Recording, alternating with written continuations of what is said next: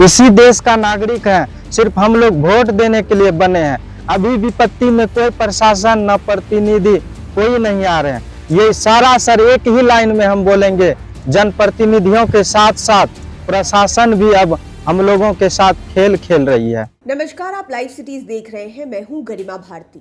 अभी अभी अपनी स्क्रीन पर आपने जो तस्वीरें देखी और जिस इंसान को सुना, वो एक आम इंसान है। एक ऐसा इंसान जो हर साल बाढ़ और कटाव की वजह से परेशान होता है।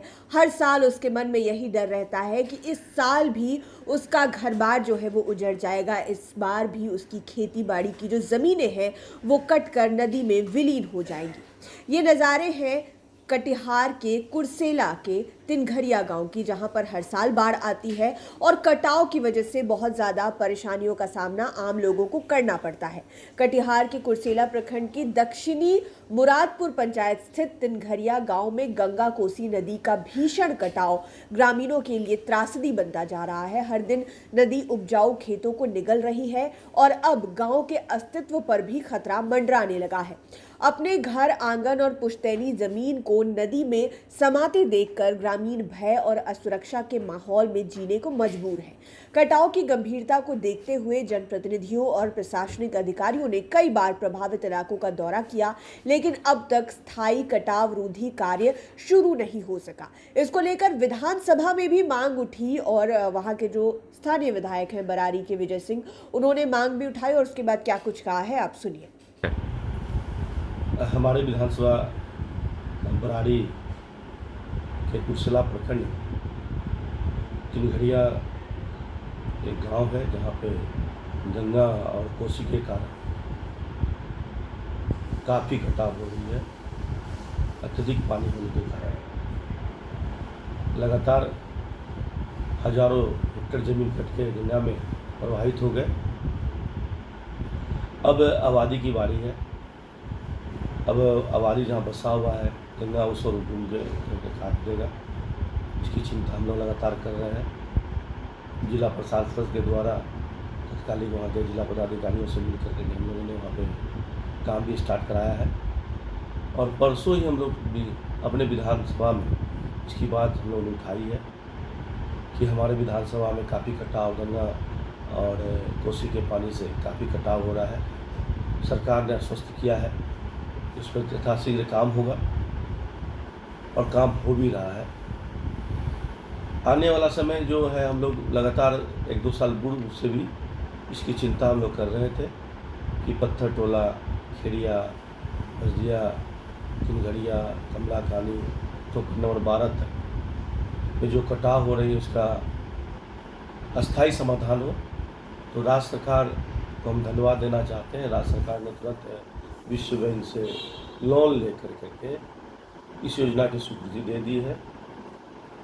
रुपया विश्व बैंक से प्राप्त होते ही कटाव पर एक रिंग बांध का निर्माण होगा।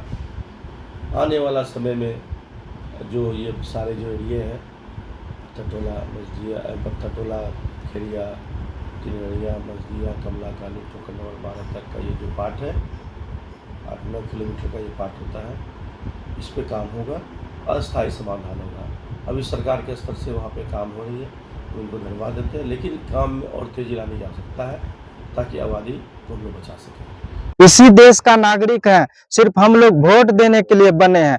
अभी विपत्ति में कोई प्रशासन न प्रतिनिधि कोई नहीं आ रहे हैं। ये सारा सर एक ही लाइन में हम बोलेंगे, जनप्रतिनिधियों के साथ साथ प्रशासन भी अब हम लोगों के साथ खेल खेल रही है। तो आपने विधानसभा का भी फुटेज देखा और साथ ही साथ बरारी विधायक को भी सुना। उन्होंने हालांकि कहा है कि सरकार लोन लेकर के यहाँ की समस्याओं को सुलझाने की कोशिश कर रही है, लेकिन कई तरह के सवाल खड़े होते हैं। जैसा कि आपने पूर्व में स्थानीय व्यक्ति को सुना, उन्होंने क्या कुछ कहा है कि न सरकार सुन रही है, न प्रशासन हमारी सुनती है। और जो तस्वीरें निकल कर आ रही है कुर्सेला के तिनघरिया से, वो बहुत ही भयावह तस्वीरें हैं।